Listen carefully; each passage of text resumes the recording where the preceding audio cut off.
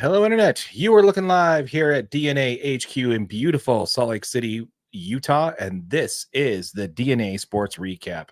What's going on, AJ? What is going on, buddy? We are back again. Yes, that's right.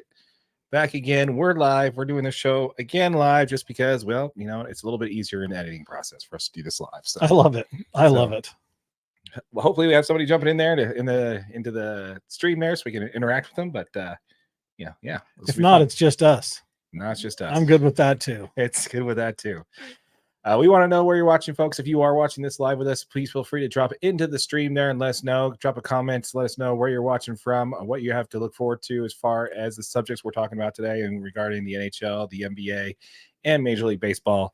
All subjects are open for discussion, and also whatever else you want to talk about while we're doing the show. So absolutely, sure. We're ready either way. We are absolutely. All right. So with that said, let's go ahead and get started here with our intros. You got one in mind? Or? Yep, absolutely. Let's introduce the Utah hockey coaching staff. In the NBA, the draft lottery has been completed. The roster is set. Who's picking when? Let's go ahead and break down some of our Jazz draft options.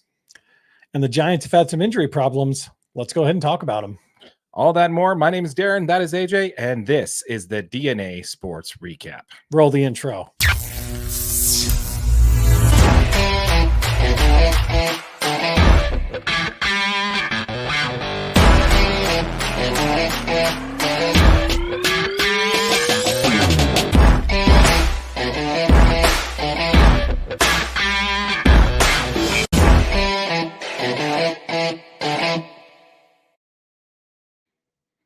Once again, folks, before we get into content, quickly, we'd like to talk about the fact that we are so close to hitting that 1,000 subscriber mark. Once we do that, we're going to be giving the first $500 that we earn in AdSense revenue back to our subscribers. So if you have not yet, please hit that subscribe button, hit that notification bell so you don't give out on that giveaway. 5 subscribers are each going to earn $100 just for saying our way of saying thank you for subscribing to the channel. Make sure, again, while you're watching this video, hit that like button for us if you wouldn't mind. Appreciate it. All right, so let's go ahead and jump into the pre-show cheers. Oh, yes. Cheers to you. And cheers to you, my friends. To the almighty YouTube algorithm that is apple juice. To everybody else, it's Basil Hayden Dark Rye this week. Yes, and it is so good. Really is. I really like how it's got that. It's not finished in the sherry casks. It's actually got a port cask. It's actually got a blend of port wine in it. So I think that's really interesting. It's really tasty. Technically, it doesn't make it a bourbon. So yeah. It's kind of interesting because even Basil Hayden's known for their bourbon, so it's just kind of really interesting flavor profile there. You guys should give it a try. Absolutely. I'm telling you, you're missing out if you haven't tried it. Absolutely. All right, so let's go ahead and jump right into it here. Let's go ahead and first talk a little bit about our let's talk about our new hockey team and their coaching staff. Absolutely. Now, the majority of my notes is on the head coach here. That's kind of what I focused on. Yeah, I mean, he is. There's not a lot on some of the other coaches. Yeah. To be honest with you, did you find a whole lot? No, not really. Okay. I couldn't decide if it was just because I was, just couldn't be bothered with it, or if it was really that hard to find. Honestly, it was that hard to find. Yeah, hockey folks, people like, dude, there's something that sports the media in that it's not so easy to get your hands on. No, when it comes to other sports, I don't know if you noticed that too. I really struggled. Even finding some of these notes, like I had to dig pretty deep to find some of the stuff on Andre Tourigny. Yeah, on Andre Tourigny, I had to do some looking at some Canadian websites and stuff like that. Yeah, it's been interesting. Yeah, it's been interesting. But yeah, so why don't you go ahead and start and break down a little bit about our head coach there, Andre, please. All right, so head coach Andre Tourigny, he's been coaching in the NHL since 2013. He got his first assistant coaching job with the Ottawa Senators in 2015 and was unfortunately fired from that position in 2016. He then joined the Ontario Hockey League, the OHL, in 2017. After winning a couple of Coach of the Year awards, he was named the head coach of the Arizona Coyotes in 2021 and signed a 3-year contract. Was then moved over, obviously, when the team was sold to Salt Lake City. Yeah, a couple of things in there that also are worth noting is that in 2016 he became the head coach of the Halifax Mooseheads, which is the Quebec Major Junior Hockey League. Signed a 5-year deal with them and left after 1 year to join the Ottawa 67s in the Ontario Hockey League. Yeah. He left there because he wanted to have a head coaching gig. He had the head coaching gig with the Mooseheads, but he also got to be the VP of operations with the Mooseheads there, which I think is pretty cool. That is a pretty cool spot. He ended up getting Coach of the Year in the Ontario Hockey League, like you mentioned before. A couple of championships there, and as you mentioned, he was hired to be the head coach of the Arizona Coyotes, back in 2021.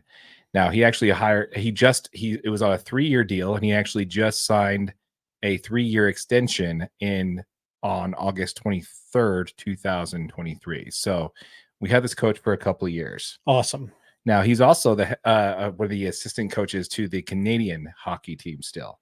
Correct. Yeah. So that's going to be a bit confusing there. I mean, I guess it's not, and that's really cool though, because when the Olympics come here in 10 years or whatever, I mean, if he's still coaching here, he's going to be right at home. Yeah, that's true. You know what I mean? Like That's he'd true. literally be taking all these Canadian guys like right down the road, like, hey, this is where we play at. Because check out our last video where they're going to be practicing. It's going to be at Southtown. Mhm. I mean, that would be a second home to him. And even with a little bit of experience he gets, even if he doesn't last all 10 years, he's going to have a good opportunity to kind of break in the city and, get it used to Major League Hockey. And yeah, so I kind of want to lead when a lot of people are talking about this team there. One of the things that they're talking about is the head coach and how the negatives of not having a long tenured head coach in the NHL is kind of a thing. And I don't know, man, I guess I see it on the other side. I kind of see it similar to the Will Hardy scenario, where you get somebody who's this talented, who's got this long a resume when it comes to not only head coaching, but also assistant head coaching in different leagues, internationally. I think it just spells more to his ability to really hone in his coaching style and how he wants to coach this new hockey team here in Salt Lake. Yeah, and the Coyotes have been getting progressively better since he's taken over. Oh, without a doubt. I mean, they're winning more games every single season. They've had the ability to get more talent, and they're a young, talented team now that's going to continue to push and keep fighting. And I mean, they've got an ownership group now in Ryan Smith and SCG Media that is going to put them in a position to be successful. Mm-hmm. I'm really excited for it. Yeah, I got some stuff to say about SCG Media in the next segment. Oh. Excellent. So we'll get into that for sure. But yeah, let us know in the comments down below, folks. Let us know about what you think about our head coach there, Andre Tourigny. Am I saying that right? Tourigny? Yep, Tourigny. I practiced it like 10 times before we went live, guys, and I still tripped over it. Yeah, Andre Tourigny. Did you know what his nickname is? I don't. He's called the Bear. The Bear. So one instance after when he was playing he was coaching with the Canadian hockey team in 2008, he gave a big bear hug and pounded the chest of one of the Canadian players. And ever since then, because he gave him a big old bear hug, he's been known as the Bear, and it's just been kind of following him ever since. That's actually awesome. Yeah. So our coach, if you can't say his name, Andre Tourigny, like I just couldn't, we'll just call him the Bear. You can just call him the Bear, Coach Bear. We had the Jazz Bear, we got the Coach Bear. It's just it was meant to be, man. It really was absolutely meant to be. Absolutely. Yeah. So as far as let us know what you guys think of our head coach there. Do you think I think if he's a good fit for this team going forward? Obviously, we're new to this sport, we're new to this team. Love to get your interaction on this. And let us know more about what you think in the comments down below. Absolutely. Yep. And if you're watching on YouTube on one of our short videos after this one comes out, make sure you know that this is available as a podcast wherever you get your audio only. Yeah, not everything we talk about in these videos make it to the full episode. So the link will be on our main channel, on our playlist podcasts on YouTube. And yeah, just like you said, wherever audio is available. Do we want to do the player profile for our Mr. Liam O'Brien? Do you want to do the player profile there? Yeah. Do you got the info on it? Oh, I got the info. Okay, perfect. I've got the info on Mr. Liam O'Brien. Yeah, that'll give us some good stuff to keep pumping onto that hockey channel. That's right. Once again, folks, if you have not yet, we have started another channel called Utah Hockey DNA. Utah Hockey DNA. It'll be linked in our channel down there at the bottom. And it's a channel specifically set towards this new hockey team that we're getting, the new NHL team that we're getting. So a lot of our hockey content will be posted there first before you'll see it in our main channel, which is where a lot of you folks are probably going to see this. Make sure we'll have a link in the description below to that channel if you haven't subscribed yet. We're going to be doing these for all our main topics. We're going to do one for the Utes. We're going to do one for the Jazz.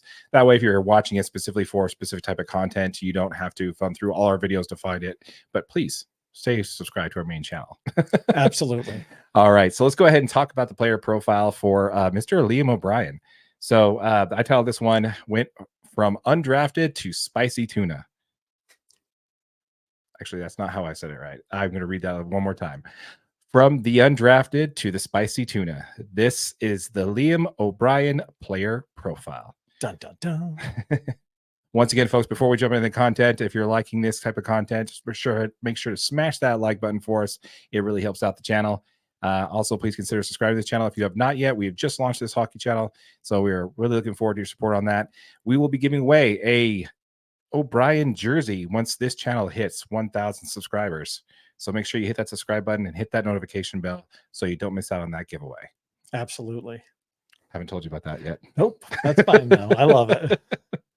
All right. So Liam O'Brien was born on July 29th, 1994 in Halifax, Nova Scotia in Canada. Dude, I was already in like 4th grade. Oh man, I'm so old. He started playing hockey at a very young age, obviously dreaming to make it to the NHL one day. His first professional team was the Quebec Major Junior Hockey League that was called the Rimouski Oceanic. Oceanic. Yeah, I'm saying that right. Oceanic.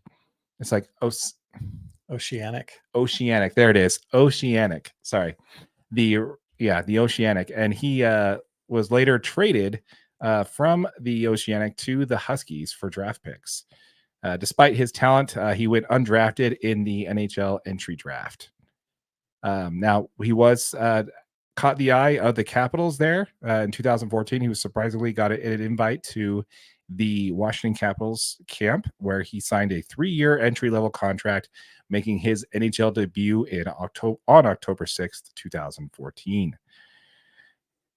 Liam has a very physical style of play. He isn't afraid of throwing his weight around on the ice. He plays very hard and gives it all in every single one of his games. In his first year with the Capitals, he played in 13 games, had 1 goal, 2 points, and had a plus-minus at +4 in his best season with the team. After he was waived by the Capitals, Liam signed a 1-year deal with the Colorado Avalanche back on March 31st, 2001, where he played in 12 games, netting 3 points for a season of a +8, a plus-minus of 1. This was his first NHL appearance in 3 years, spending most of the time with the AHL Colorado Eagles, which is the minor league or G League affiliate of the Avalanche.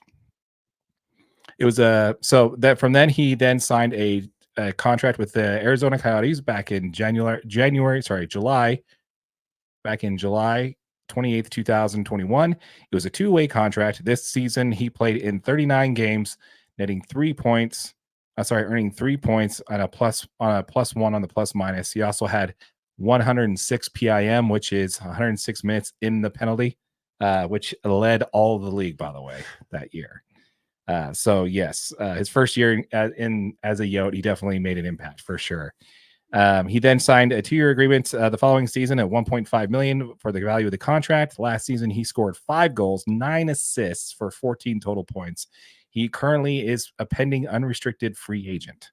Utah hockey fans won't forget soon how the enforcer introduced himself to the crowd by saying, "You can call me Spicy Tuna," after shouting to the crowd how excited he was to be here and be ready to play. But potentially, he's an unrestricted free agent once the season's over. He's not even under. After this year. Yeah, after the season, when the NHL finals are over, he's a free agent.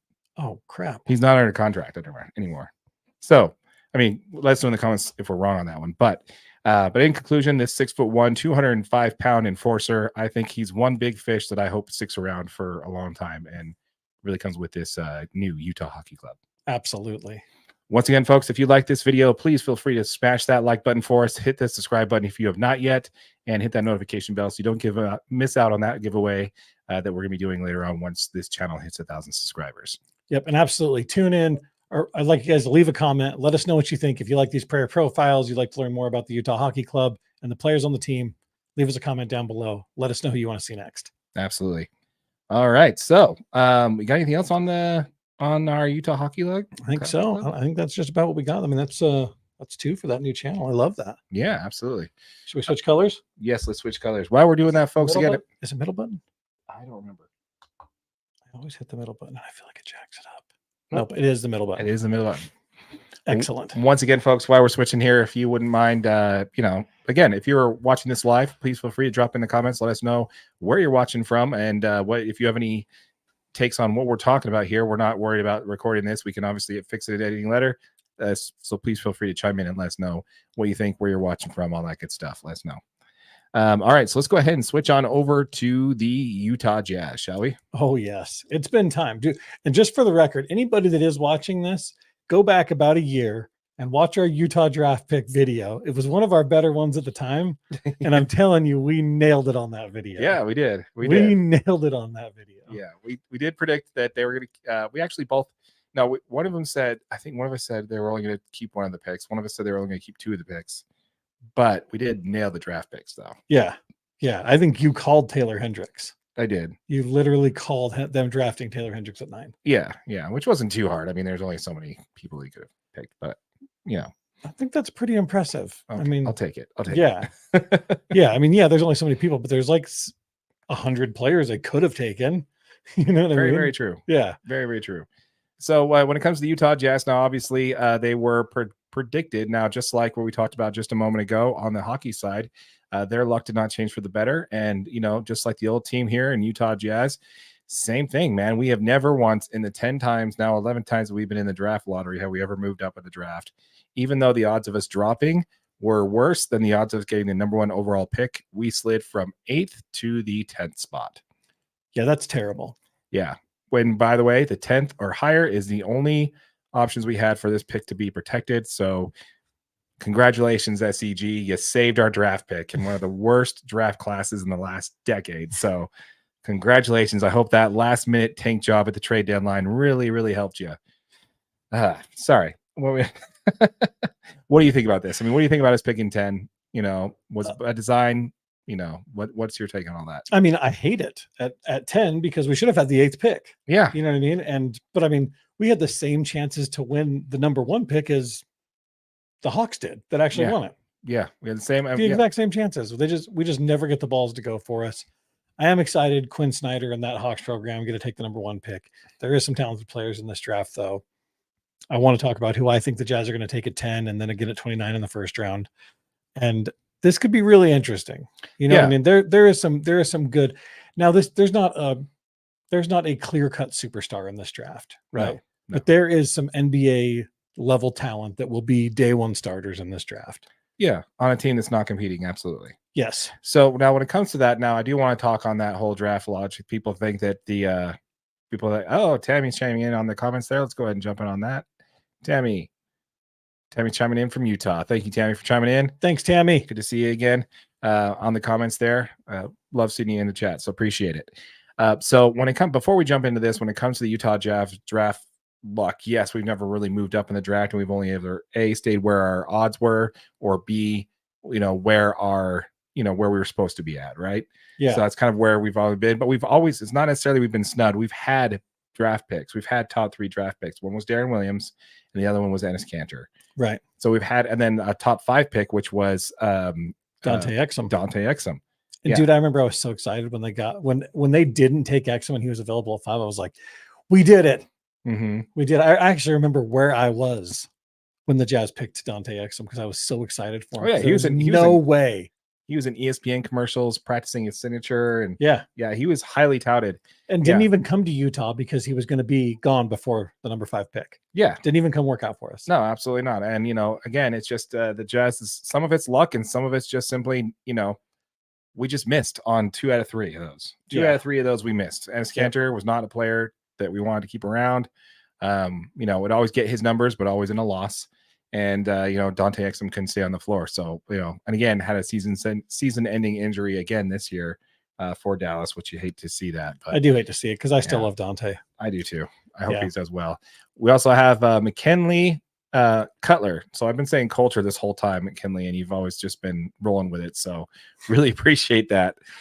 So it says, yes, was disappointed at first, but when I decided that I'm just happy that I'm not a Pistons or Raptors fan. Such a great point. Oh my gosh, absolutely. Very good point. I mean, that happened twice to the Pistons where they actually dropped in the draft from the best odds at number 1 to the number 5 spot both times. Yeah. That's insane. Yeah, that's hurty. Yeah, that's definitely very hurty. It is painful, absolutely.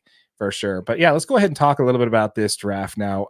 So I do have a few things here first when it comes to, who we're going to be picking there. I'm going to start with the Athletic, with their options. By the way, shout out to Rich Sherwood. I don't know if you actually watch these videos, but you know how we always, I always joke about how I can't read anything from the Athletic because they're behind a paywall. Yeah, exactly. Well, Rich gave me a subscription to the Athletic because he got tired that I couldn't read the article on the Rudy Gobert. That's actually awesome. My buddy Rich gave me a subscription to the Athletics. So thank you very much, Rich. I've been reading a lot of articles and definitely been taking advantage of it for sure. But yeah, so on the Athletic, they are predicting the Jazz will take Robert Dillingham, the 6'3", 19-year-old guard out of Kentucky. Last season for the Wildcats, he averaged 15 points, 3 rebounds, and 3 assists, 47% field goal shooting, but 44.4 from the 3. So yeah, I don't know what you think there. What do you think about Robert Dillingham? I do not like the fact that Jazz even consider taking a 6'3" guard. Now remember, even if he can shoot it, and even if he's a strong defensive player at 6'3", he's, a little bit bigger than Colin Sexton, but I'd still like to see Sexton with the Jazz another year. Now keep in mind, this is a draft combine thing for the NBA, and in college those are different. So in the college they measure them in his shoes, so he's probably closer to 6'1". Oh, so he's the same size as Colin Sexton. Yeah. So yeah. So I don't know. I don't like this because we have a player in that position. I mean, obviously Colin doesn't shoot it as good as 44%, but that's also from a college 3-point line. Mm-hmm. And that's also with college players defending you. Yeah. You know what I mean? Like you step into the NBA and nobody shoots the same percentage from college to NBA, especially in their first year.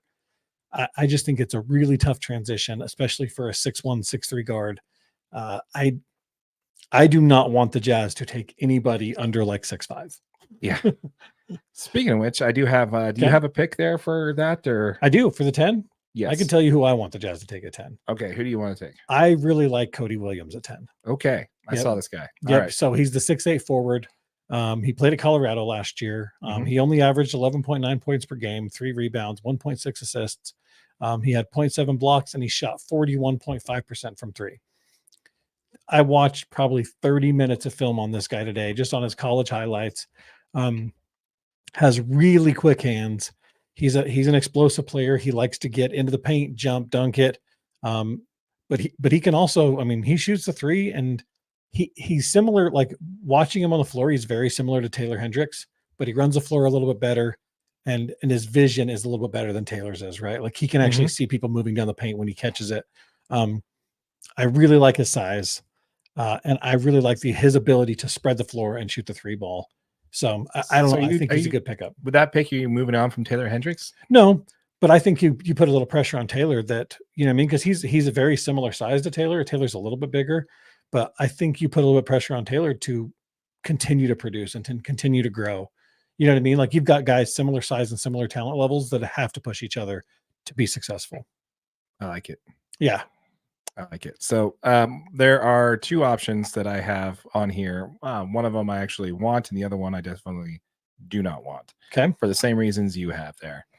So CBS has the Jazz taking Isaiah Collier, 6'5", 210-pound guard from USC. Yes, sir. One of the this kid's a 5-star recruit out of high school, signed with USC. We actually did a video on it last year on Isaiah Collier. Yeah, when we break down the USC. Yeah, and this kid's crazy talented. I like the Isaiah Collier, actually.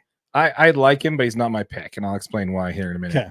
But yeah, so he averaged 16 points, 3 rebounds, 4.3 assists, shooting 34% from 3. So while I really love the 4.3 assists, that is where I think he'd be good. I think if the Jazz are looking for something that's a player that's actually going to be contributing this year to this team, and they're going to throw him out there from the get-go, and this whole big game hunting and going after stars is like a smokescreen for Danny Ainge, which I think it is, because honestly, if you go big game hunting, what are you going to get that makes this team not a first round out? Well, that's exactly it. There's literally nobody. I mean, there's lots of free agents. You did another video where I made the comment that there's no free agents this year, and then you proceeded to list them all on the screen. And agents. Yeah. Thanks, Darren. You're welcome. Editing So Darren. there is some good talent that's coming out. And I think the big thought is can the Jazz convince somebody that is effective enough to pair with Larry that can put us into contention? I don't know. But I mean, there's a lot of stories back and forth that are saying the Jazz don't keep any of these picks. They trade all three of them away and try to find a superstar. Yeah, see, I don't think you're going to do that you're not going to get a superstar with that. I don't know if there's a superstar available that anybody's going to take 3 picks for. No, there's not a superstar available in this draft. There's not going to be one even close. I mean, John and Carl, yes, I'll hear it. Blah, blah, blah, blah, blah. Late first round picks. Yes. Paul Millsap, late second round pick, mid second round pick. Yes, we get it. Right. Yeah. There are those types of players out there. But here's my thing. If the blueprints, we just need to separate it, man. If it's a scale of 1 to 10, 10 being OKC, and we're trying to match that same blueprint, right? What step are we on that 1 to 10, do you think? We're on like step 3 because we haven't got anywhere near tanking to get a number 1 pick. Yeah, we don't have SGA. Well, yeah. Oh, absolutely. We don't have have an SGA. Yeah. That's the key thing. Ooh, so hold on. I see McKinley just commented, and I want you to put this up there. Okay, this first one? No, the next one down. Okay, well, we'll get to the other one here as well. Yeah, so my dream pick at 10 is Stephon Castle. Realistic pick is Cody Williams, and put the draft is also hard to know who is going to be available at 10. Mock drafts are all over the place. You're absolutely right. And the Stephon Castle pick is such a good one, and I totally agree. That is my dream pick, but I do not think he will be available at 10. Yeah? Yeah, UConn phenom.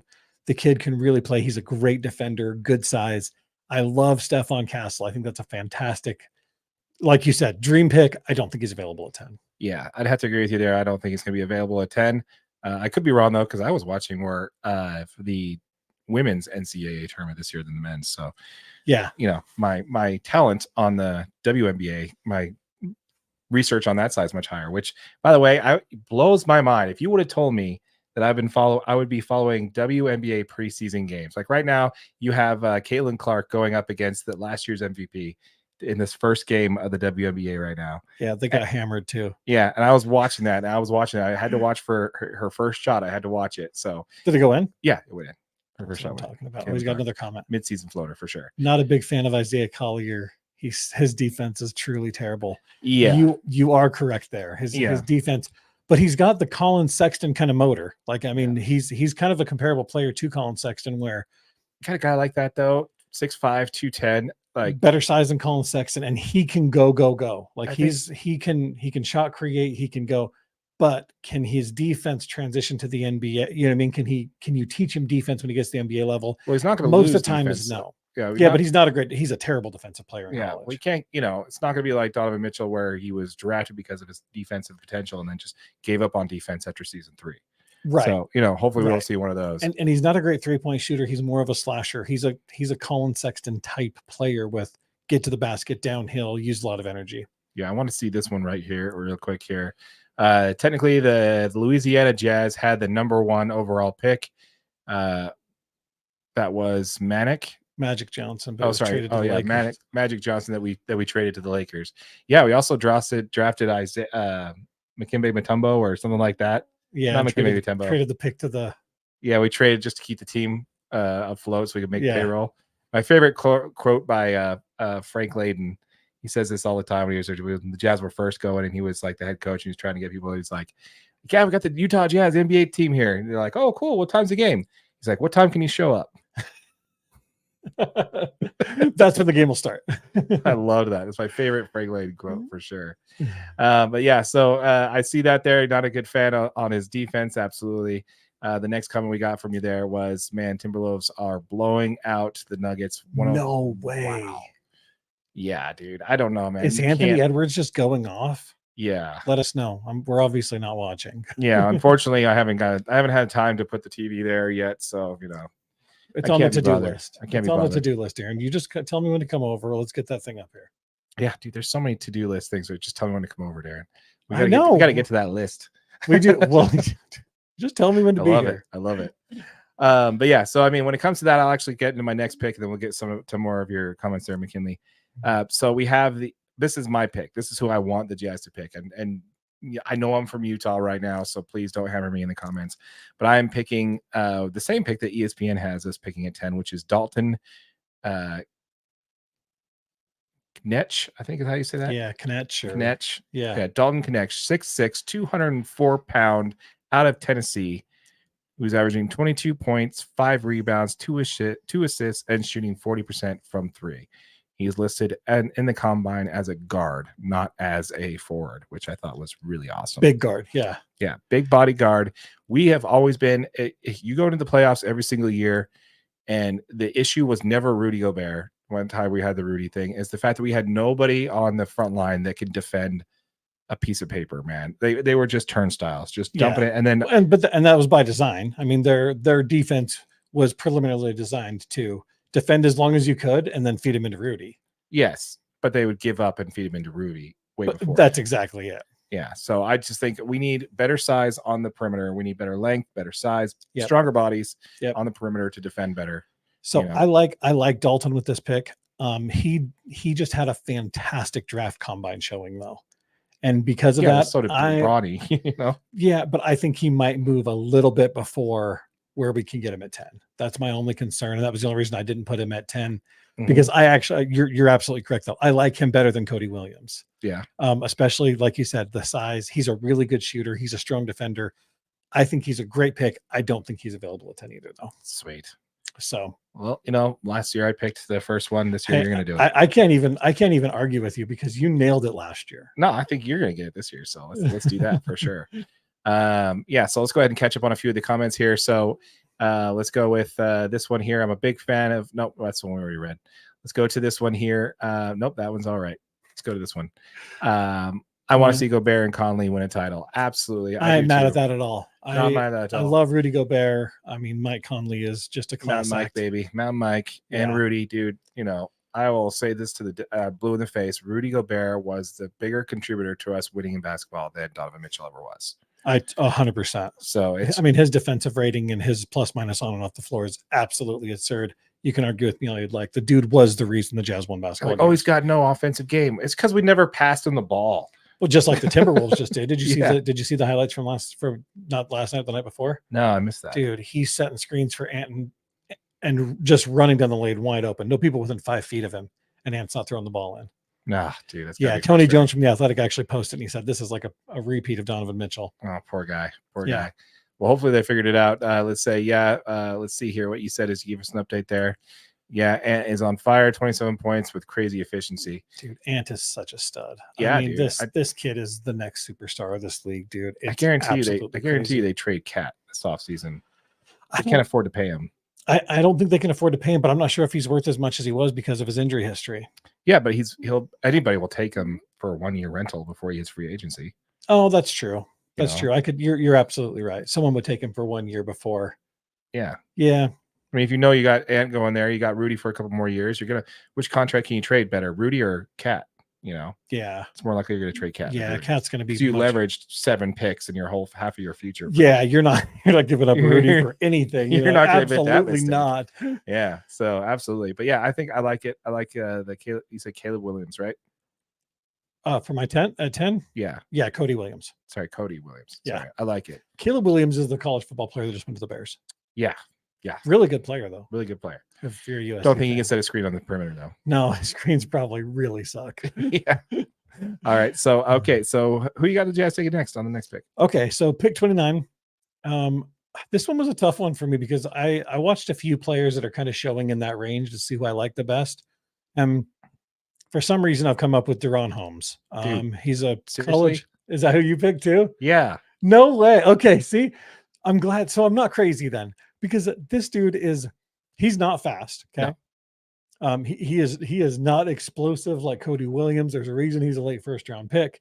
But he played college at Dayton. He averaged 20 points per game, 8 rebounds, 2.6 assists. He shoots 38% from 3 and averages 2.1 blocks in a game. He's a stretch big man, and he shoots the ball with so much confidence. Mm-hmm. I mean, no matter where he catches it, he is not scared to let it fly. And at a 38% clip, that is worth it. Oh yeah. And he's taking NBA range threes in a lot of these. He's not. I was worried he wasn't going to be available this late though. He was my pick, and I'm just like, maybe everybody else isn't noticing this guy. Maybe, but Yeah, I think it's going to depend on kind of how he does in the draft combine. And I didn't actually get a chance to see how he did in the combine, but the one list that I had that had showed like post combine draft picks, he was still in the late 20s. Okay. So I'm assuming he probably didn't do fantastic in the combine, which maybe that's a good thing. Maybe it's not, but this dude is super crafty. I mean, he's got a spin move that is just insane. And he's like slow-mo too. He's not going to burn you out. He's not, but he can get up and down the floor. He plays a lot of he played a lot of kind of back to the basket in college, and then he would kind of burn you with a spin move. And I'm not sure how well that translates into the NBA. You know what I mean? Like you're back to the basket game. Walker Kessler was a great back to the basket player in college, and he is not in the NBA. Yeah, they're not using him that way. They don't use players that way in the NBA. Yeah, you're not Boogie Cousins, right? Yeah, like, well, they don't have players playing that role in the NBA anymore.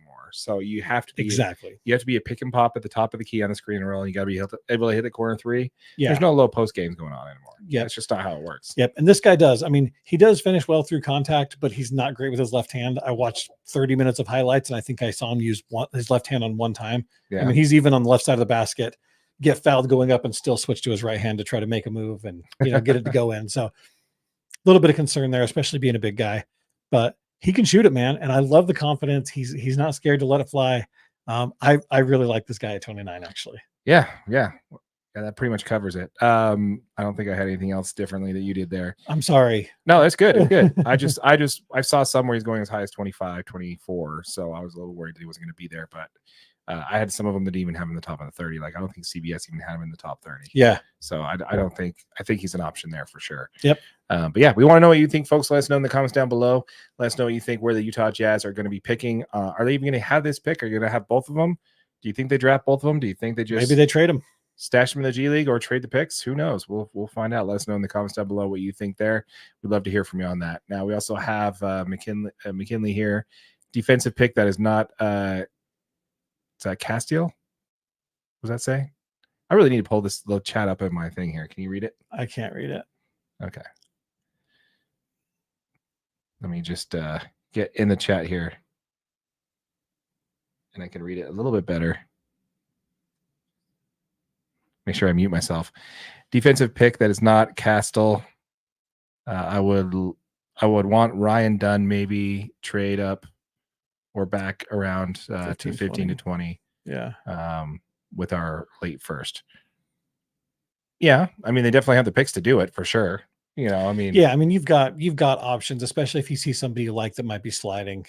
The good news is they might not. I mean, they might not use that 10th pick. Yeah, I mean, but I do think the Jazz need to go for best available player. I don't think they need to try to find a position. You know what I mean? We've got talent everywhere. I do like the Deron Holmes at 29 at 6'10". He's a great backup for Walker Kessler. And the biggest problem with Kessler is he can't shoot the three ball at all. Right. This dude does play some center, so he can get up there. He does block shots really well. So I don't know. I like him for multiple reasons, but I am concerned that they don't go defensive minded because the Jazz need some defense. You just can't rely on Walker Kessler to be your defensive anchor. He's just not there yet. Yeah, I definitely want to see what they have there. We also have another comment here from McKinley. It says Dunn looks like maybe the best pure defensive player in this year's draft, 6'8", with a 7'2" wingspan. Very good point. Very, very good point. Yeah. He's just not a great offensive player. I mean, yeah, how many offensive threats do you need on the floor at the one time, Yeah, and I think it's I think back to Royce O'Neal. You know what I mean? Like he was primarily taken, picked out of the G League, like literally just for his defensive presence, turned into a great 3-and-D player. And I would love to see the Jazz pick up another Royce O'Neal type player that they could develop. You can use as a lockdown defender on all of these number 1, number 2 guards. Mm-hmm. I mean, we could use, that size 6'8", you're a little bit big. You're not staying with Steph Curry at 6'8", but if you're quick enough, you've got a chance to really contest some of his shots in some of those locations. So yeah, I would look forward to seeing it. But according to Danny Ainge and Justin Zanuck, they're going to get big game hunting this year. So my guess is that we probably don't even see these 2 picks get used at all. But yeah, I don't know, man. I just really, I can't stop hammering this home. I just really think that there are, just different ways this team's going about it. And I just think they're just not going about it right, man. I know you're saying I have faith in Ryan Smith. Honestly, since he acquired the team, the Jazz haven't really done much improving whatsoever. They've just tore it down, and really haven't really given a good game plan on how they're going forward. Yeah. Maybe if that's by design to keep the rest of the league off kilter, great. But for me, man, I'm not in seeing Danny Ainge we trust, man. Really though. Like look at Boston. They're heading to the NBA Finals, man. Yeah, that track record of this great Danny Ainge, but that traded fell into his lap, just much like the Rudy Gobert trade did. So everything on that sounds okay. It's his next move that really is going to kind of play into. And I totally agree. What's going to happen? Yeah. So I really think that, again, people will say, oh, well, the Jazz they're not going to be that type of team. Will Hardy's not going to be the type of team to, he's not going to be willing to lose. Like, really? So he's not a tanking guy, You know who also isn't a losing coach by design or by will? Coach Popovich. Absolutely. Yeah. This guy, out of 3 draft picks, they've had 3 transcendent number 1 overall picks, and the Utah Jets have had none. So, yeah, I just think that, if we do the same thing that we're doing here this year again, if we don't have that blockbuster trade they're talking about, they're big game hunting, and I hope they don't go out there and just get, DeJounte Murray and then wave that they won the this is how we're gonna save the offseason is DeJounte Murray and some other has been or never was, and they say now the Hawks are going to move one of those guys though. Yeah, well, they're going to move Trae Young. Trae Young's going to go to. I think Trae Young's going to end up with the Spurs. That's where I think he ends up at. I think Wemby does not want to do the long rebuild process, and they're going to keep him happy. So I think they trade for Trae Young, and that's where I think he's going to go. And I think DeJounte Murray is maybe somebody they can keep around and build around. But yeah, I think Coach Quinn's just done with the whole Trae Young experiment. I think he's done. I could see it, especially because Trae Young is not a defensive player and Coach Quinn is a defensive coach. Yeah. And he's like, yeah, no, we're done here. You don't need a point guard who guards when you got Victor Wembanyama who can close out on the 3-point line. And then if they blow by him, he still's got plenty of time to get back to him. Sure, he's the NBA blocks leader this year, didn't he? Yeah, it's pretty. Yeah, if he's not, let us know in the comments down below. I think he is. Dude is insane. Yeah. Yeah, don't have faith in Ryan, but I do have trust in Ainge. Okay, I like it. It.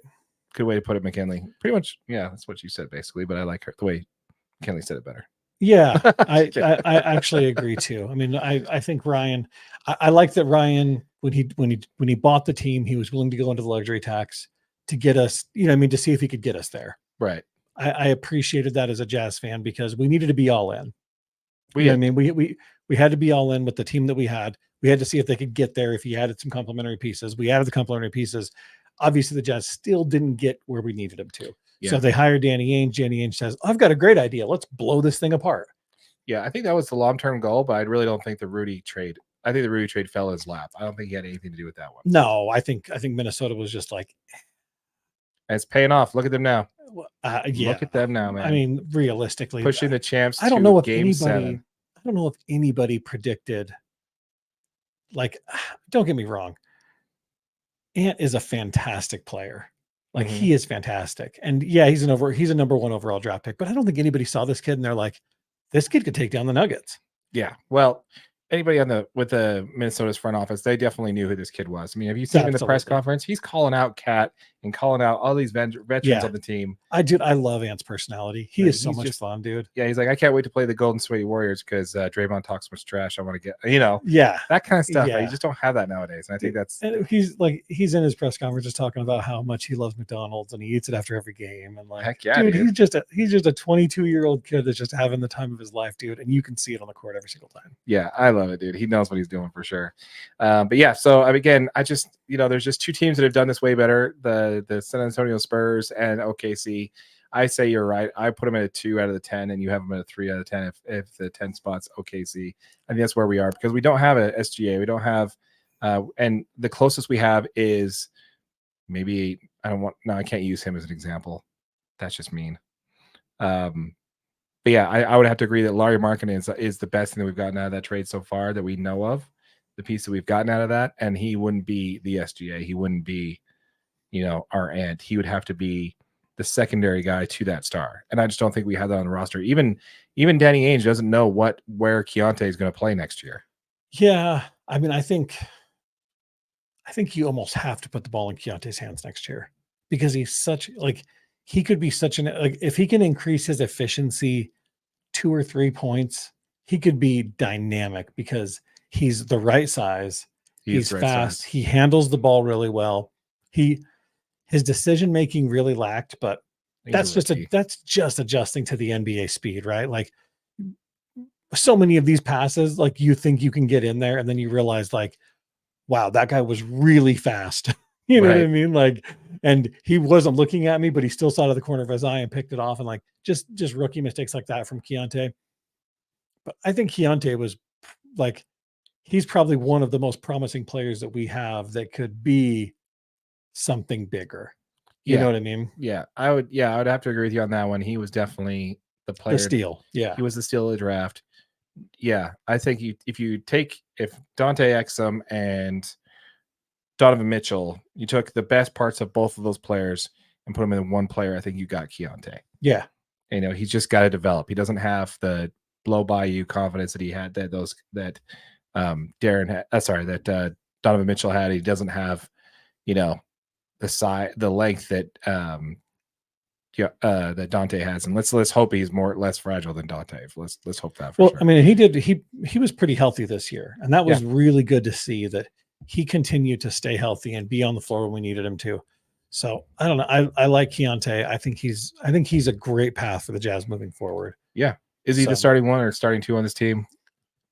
That's yet to be seen. Depends on who we get, right? That's exactly it. Yeah. You know what I mean? Because it really, depending on who we land with after this draft, or if we land with, like, because I think he starts in one of those two positions though.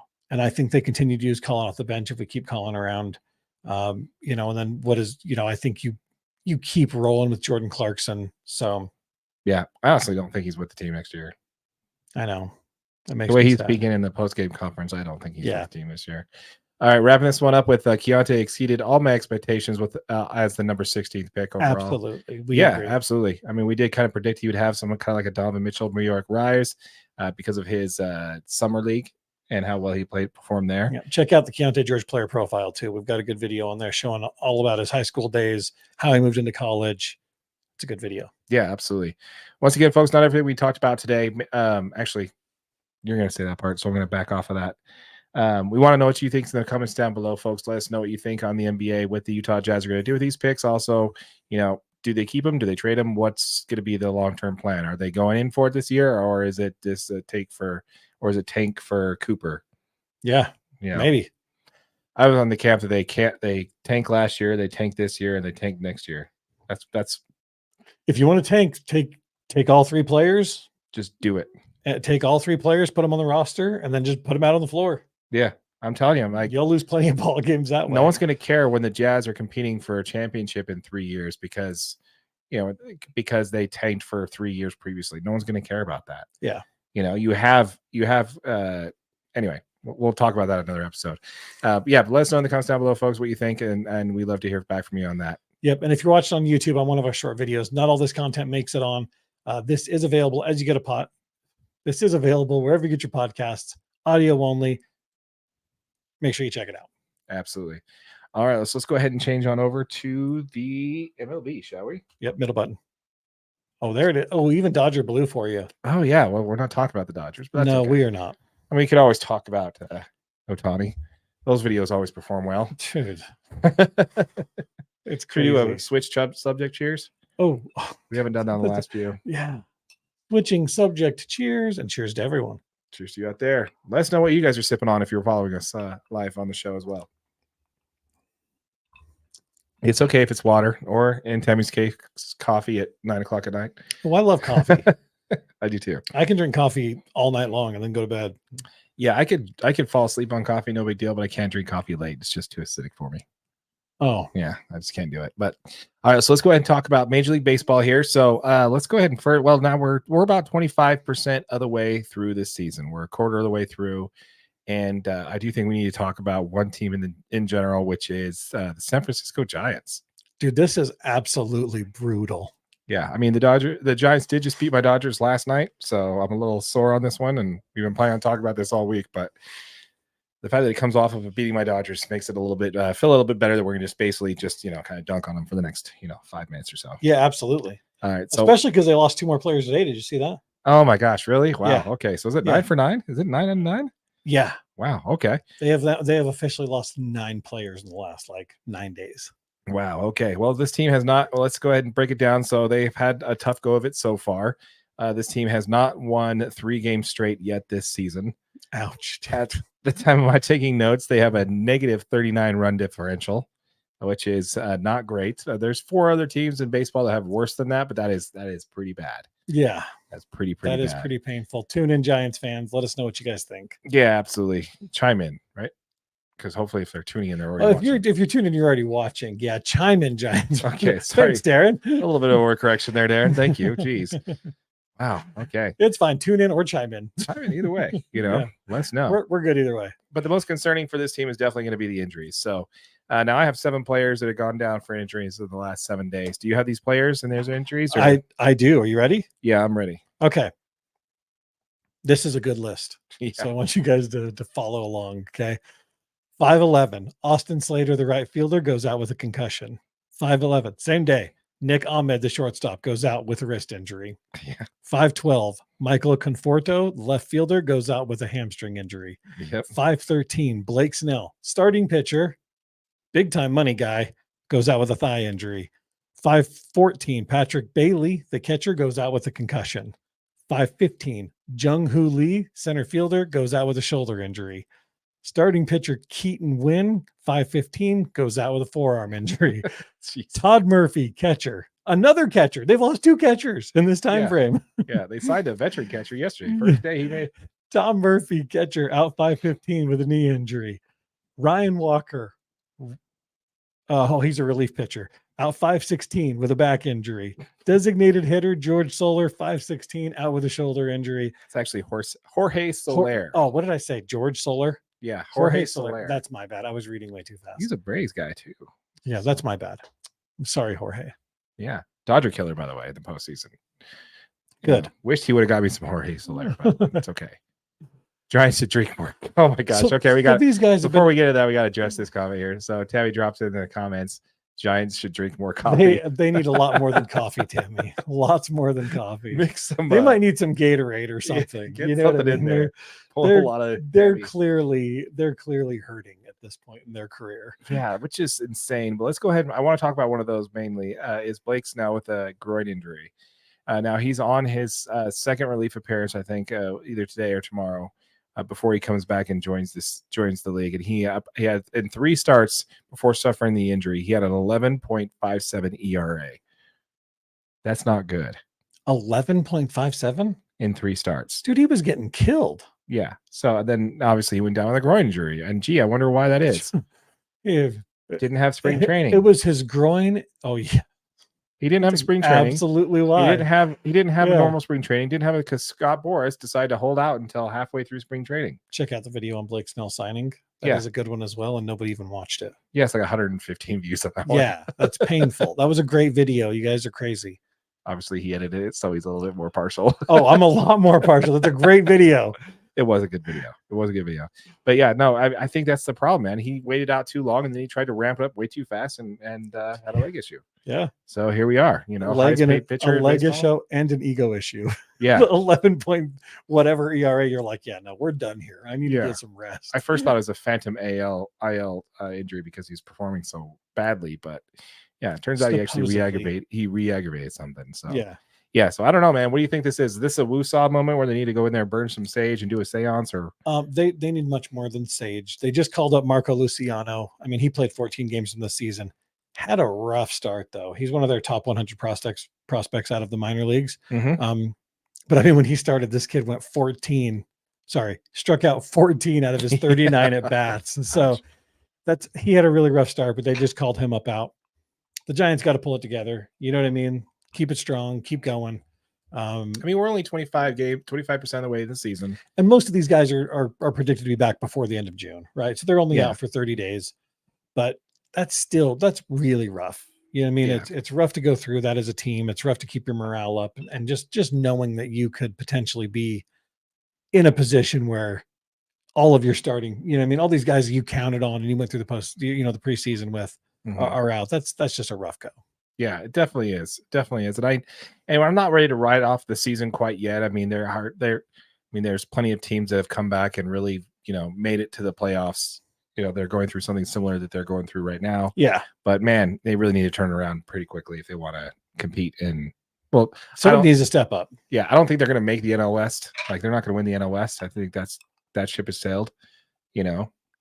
So I think the only shot they really have in this is to, get a wild card spot, and they really have to turn around to make that happen. But yeah, so I don't know. Let us know in the comments down below, folks. Let us know what you think as far as the San Francisco Giants. Did you see Ohtani hit that home run? I didn't see that. Oh my gosh, he hit the farthest home run hit at the Giants stadium so far this year. Dead center field, almost to the scoreboard, almost in the ocean. Like, it was like 464 feet or something. He got a hold of it, huh? Yeah, just blasted it out there. Yeah, so I love it, dude. Did you see the Twins held scoreless in 26 consecutive innings against the Yankees? Oh, dude, yes. So shout out to Sean Roach. Not that you watch this, but he's a huge Yankees fan. Yeah, I'm very sure he loved that sweep. Dude, that is absolutely painful. That is 27 innings scoreless. You're just like, when they get on second base, you still don't have hope. You need a runner on third, no outs. Yeah, just hope. Just anything. Just give us something, guys. Yeah. Give us something. All right. So I got another segment here that I want to talk about here. Excellent. And it kind of goes on. Speaking of the Giants there that we're talking about, and I'm going to call this segment Cheaters Wear Orange. Oh, no. So now I'm going to paint this because this does go back to the Giants. Now, I don't know if you've heard the shot heard around the world. Have you heard this before? Yeah. Bobby Thompson hit a home run to have the Giants win the pennant. Okay, yeah. The Giants win the pennant. Yeah. The Giants. Do you understand? Do you know the conspiracy theory behind that moment? No. So, believe it or not, the Giants had a telescope out in center field behind the wall, and they were stealing signs. No, they weren't. And sending. So Bobby Thompson knew what was coming when he hit that home run. There's enough evidence to prove that that's the case. Like, people have come out and said it. They said they saw the telescope. They said they saw the flashing light. He knew what was coming when he hit that home run out. Oh, wow. So, I mean, Giants, you've had a great clean record for a long time, but this does tie into the other team that wear orange. Now you're the Houston Astros. We're talking about the Houston Astros now. Yeah. So the Houston Astros obviously banged on trash cans and stole the World Series in 2017, right? And basically had no penalty for it whatsoever. Well, do you remember Ronel Blanco? Do you remember this guy? Mm-mm. We talked about him a little bit. He made his major league debut. Okay. The Houston Astros, and threw a no-hitter. Yeah. Remember this guy? Uh-huh. So same pitcher that threw the no-hitter in his debut was just ejected from Tuesday's game after the umpires found foreign substance on his glove. He's been suspended for 10 games by the MLB.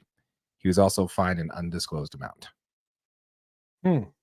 So Houston Astros, right back in the team. Shame on you. I know. Shame. Yeah, not that any other pitcher is not doing it, but at least they're not getting caught. Just shame on you for getting caught. Yeah. So and we believe in sticky stuff. Just for the record, check out our video. Maybe it saves the league. Yeah, maybe it stops this whole TJ thing, man. Yeah. The Dodgers just lost Emmett Sheehan to TJ now. Yeah. He just went down. One of our pitchers we were hoping to get back just went down with TJ. Absolutely crazy. Yeah, just it's an epidemic in baseball. And I think, just reinventing bringing back some type of approved substance that'll allow them to grip the ball better, so they're not having to squeeze so hard. Because I think that's the underlying thing, is they have to grip the ball so hard to make this ball spin the way they want to. That it's just slipping out of their hands, and that's all they can do. Is just the pressure of gripping the ball is putting stress on those tendons, and that's what's tearing it. It's crazy. That's my thought. That's my theory. I'm sticking to it. But anyway, so he felt so the first base umpire, Eric Backus said, "I felt something in the glove. It was the stickiest stuff I've felt on a glove since we've been doing this for a few years now," is what the umpire who kicked him out was. And there was also reported that they gave him a chance to clean out his glove in the previous inning, and he didn't do it. So when they checked him again and he was even just as sticky before, they're like, "Okay, sorry, you're gone." So now he just continued going with it. And he's like, "No." Yeah. So this is what Blanco said in his statement. What I told them is, if you found something sticky in my glove, you should also check my hand, because it would also be on my hand. Blanco said, "Just check my hand," is what I said. And they didn't. So now that brings up a curious point to me on this whole thing. We're suspending players for 10 games with full discretion to the umpires. And we're fully aware the umpires have been terrible this year. Yeah, the umpires don't have a good record this year. Yeah. And there's been plenty of times where the umpires have tried to basically become the stars of the show this year. by calling balls and strikes, tossing managers when they don't say anything, and just letting their egos take control. There's just way too much of it, dude. They're killing it. They're making it harder to watch than anything else. Like, you just want to watch a good baseball game. Yeah. And when you see Mookie Betts take a 3-2 count that's a foot off the plate in the left-hand side batter's back and they call it a strike, you just get very frustrated. Yeah. So I mean, I don't know, man. I'm a little concerned that the umps have this level of power that they can basically kick somebody out and then they're suspended for 10 games. I hope there's like maybe the appeal process here where, Blanco could at least appeal and because they confiscated the glove. Right. So they're going to test it. They're going to test it, see what's going on. Do the whole thing. But my problem is he has a great point though. Like, having something stick in your glove does not necessarily mean something sticky is on your hand. Yeah. But if you're trying to get away with it, you make sure your hand's clear before you go up to the ump after the inning. Yeah, but if you'd wipe it on your hat, get it off your hand. But if you've got something sticky on your hand, you're not getting it all the way off. That's true. You know what I mean? Like, you're not just going to be like, and if you do get it off, they're going to see you like. Right, exactly. Yeah. I mean, if dude walks over and he's like, feel my hands then. Right. I mean, I think it kind of depends on how the situation goes. And I didn't actually see the video or anything, but no, I think you're right, man. If he's asking just check the hands and they don't check the hands, then yeah. Yeah. Is it on your fingers? Like, you were just throwing the ball. Right. And if you were using it to your advantage, it should be on your hands. Like, otherwise, what advantage is it to be sticky in your glove? Like, maybe you're going to get a shot line back at you and you're scared it's going to come out, or yeah.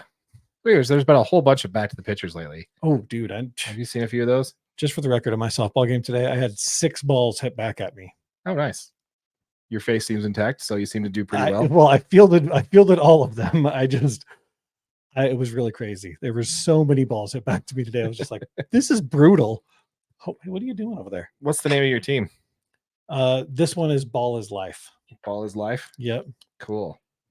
Are you like the youngest guy on your team and sold a bunch of has-beens and never was? No, they still have physical ability. I am actually one of the older guys on my team. Oh, okay. Yeah, most of the girls and like the guys that we play with are all like in their late 20s. Oh, wow. Okay. I am not in my late 20s. No. So, but we got a couple guys that are over 40. Yeah. I don't know. We're all, it's crazy because we all feel like we're about the same age. You know what I mean? Like, it's just kind of how it is. And we've been playing together for a long time. So yeah, 8 years. Nice. We've been playing with the same team. So nice. Shout out to, what's your team's name again? Ball is Life. Ball is Life. My people. Yeah. If you're watching this, make sure you subscribe to the channel. We just give you a shout out, quit pro crow over here. Especially you, Sonny. If you're watching, you better be subscribing. I'm watching the sub count. I'll know if you didn't do it. Absolutely. So once again, folks, we like to, is there anything else you got on baseball? I do. I got one more kind of fun story. Okay. I love it. So infielder David Fletcher. I know. Did you see this? Okay. Dude spent most of his career with the Angels. Comes in, he's in a triple A game. Triple A Gwinnett is the team that he's playing for. Damn it. Thumbs up. So the team falls way behind, right? They're 10-2. They've gotten clobbered the last couple of weeks, or the last couple of games. Sorry. They fall behind 10-2. Their relief pitchers are kind of down and out. He comes in from playing his infield position, throws some wicked knuckleballs and strikes the side out as he comes in, dude. And I'll if this one makes it, we'll definitely put the footage up. But this dude's got a crazy knuckleball, dude, that's breaking like 18, 20 inches. Yeah. When I saw this, I'm just like, dude, no way. Yeah, it's like, that's not even real. Yeah. See, I don't understand why people want, so upset about the pitcher position players coming in and pitching. Oh, I love it. I think it's fun, man. I love it. Especially when Justin Turner did it. I don't know if you remember that Justin Turner did it. He had his sunglasses on when he did it. Yeah. Have you ever seen a pitcher with just sunglasses rolling on? With it, dude? Like, he's like, I'm not looking at sides. What are you going to tell me to throw a changeup? I don't got a changeup. Yeah, it's a fastball. I'm going to lob it in there 80 miles an hour, and we're going to let what happens happens. Yeah, exactly. This is the point that we're at. Okay.